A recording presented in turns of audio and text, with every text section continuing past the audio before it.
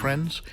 Ben Ochart here, and I want to talk with you about a change that has occurred recently. For those of you who watched my a prior video that I released, I talked about it, but my 135 Predator HAP tank, not this one, this is the 100-gallon acrylic. I just want to show you how pretty it looks in daylight. But at any rate, the 135 was talked about in this I Hate This video that was released previously, and it talked about how my normally peaceful HAP tank has turned into a bit of a battle royale. I tried to figure out what was going on. I had to put in a divider to keep a fish from killing another fish. I removed some fish. I changed things around, but I think I finally have solved the mystery. And let's say it has to do with hormones.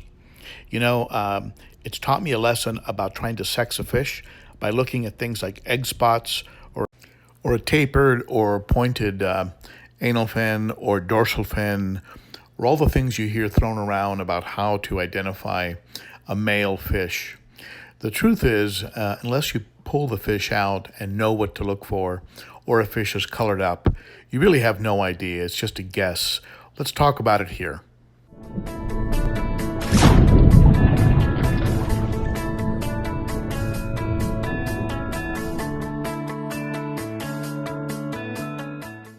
To install this makeshift divider.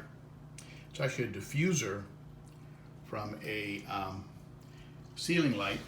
You can buy it at any hardware store. I used to use them under my substrate when I was using heavy rocks, but I had to install that because the prior tank boss, the polystigma, was getting beaten up. You can see him here. He's looking a lot better. But you notice he has no hint of breeding colors or breeding dress. He wants no trouble with anybody. But why all of a sudden did this tank start to go off like that? And I started moving things around. I even took out the sand diver and made other changes in an effort to handle the situation. Well, as it turns out, the reason things were getting out of control was because this fish here, Nimbochromis livingstoni, is actually a female. It's funny because I noticed a little something under her throat. It looked like a little bulge. But I was convinced this fish was a male, mostly because of the egg spots on the dorsal fin. On the anal fin, and also because of the attitude. But both of those proved to be incorrect indicators. This is actually a female. And that little bulge under her throat disappeared, and here's the proof. I'm not sure if you can make him out through the net, but there's a teeny little guy, very cute little fry in here. And I pulled him out of the 135. How he survived is a miracle. He looks like a baby Nimbochromis livingstoni. And I have nowhere to put him. So I have this large net. It's a very large net I use for scooping the big fish out. I've got it propped on the top of the grow out tank, and it is a temporary home for this little guy that I fished out. So I was going to leave him in there and just let nature take its course, but he's a real survivor. So I pulled him out, but it solved a mystery. I think if I put him in with these guys, I think these guys would make a meal out of him, even though they're not really too big. But he will fit in their mouth.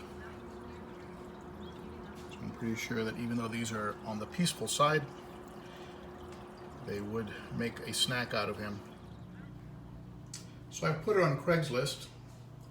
Let's see if I can get 15 bucks for her. And if I can't, I'll probably just take her to the local fish store, drop her off. He'll probably sell her for 20 or 30 bucks. But I believe that that may be what was causing the commotion in here and getting all the fish so riled up. At least that's the theory. And that, of course, will be tested after I remove her, see if that makes a difference. You can see there the Fusco is challenging the Venusis for the tank boss spot. The Venusis has been, once settled in, a pretty mellow tank boss. But it looks like the Fusco is trying to make his move. Beautiful fish. But hopefully, after I remove this female, I'll be able to reintroduce the polystigma without too much trouble. You can see he took some shots there on his back, some pretty bad shots. And I'm hoping I'll be able to reintroduce him. And I might mix things up a little bit. By that, what I mean is maybe also introduce other fish like the tetrastigma, and maybe bring the sand diver back, and maybe mix things up a little bit that way, and see if that creates enough confusion so that these guys will start to maybe spread things out a little bit and not be so hard on each other. All right. Hopefully you'll be out of captivity soon, my friend. Don't you start making trouble.